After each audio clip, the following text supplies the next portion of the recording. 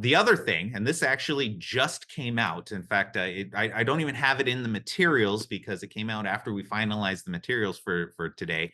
But all so there, OFAC issued an alert, and it is specific to financial institutions. Okay, so I'd be curious if maybe on your OFAC monitoring side of things, if you got an alert about this that came out. I do know it was really kind of buried. In fact, there was another news report that came out of the Treasury on the same day that had a link to this alert, but there was not an independent, newsroom event or anything like that for this particular alert. So if you haven't had a chance to take a look at it, Emily, could you put the link in the chat just so everybody has access to this since I didn't get it into the materials?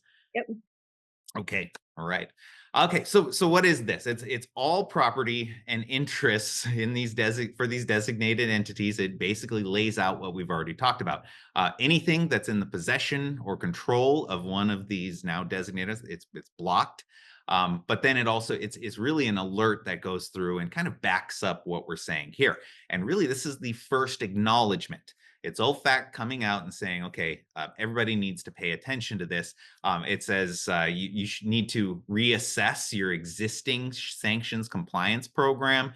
You have to make sure your controls are sufficient and to minimize any sanctions risk or exposure here. Remember, OFAC is they're focused on the sanction side of things.